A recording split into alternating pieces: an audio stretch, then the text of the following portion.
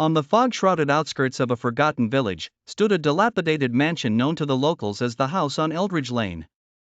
For years, it had been abandoned, its windows shattered, its walls overrun with creeping ivy.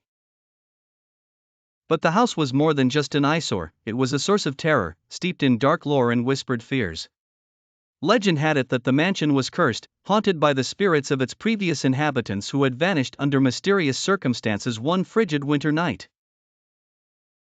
No one who had entered the house since had emerged sane, if at all.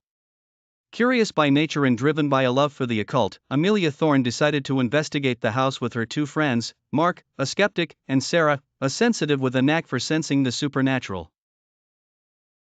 They arrived at dusk, just as the last rays of sun surrendered to the encroaching shadows. The front door creaked open with a ghostly wail, revealing a darkened interior that smelled of mold and decay.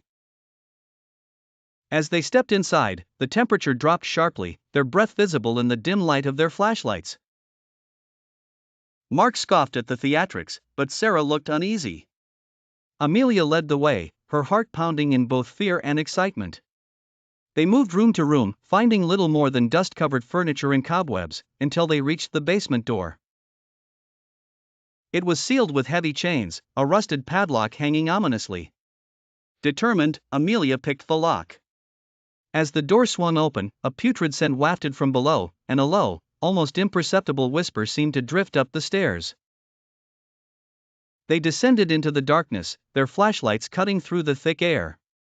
The basement was vast, much larger than the house above suggested. As they moved further in, Sarah suddenly stopped, her eyes wide with terror.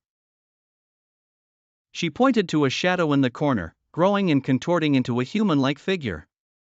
"We need to leave," she whispered urgently, her voice trembling.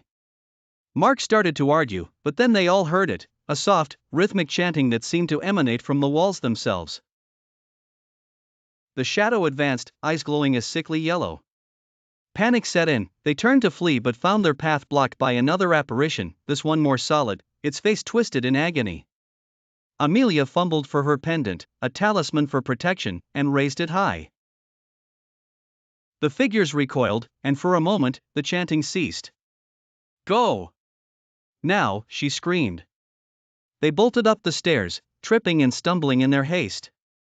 The house seemed to pulse with anger, doors slamming shut in their wake.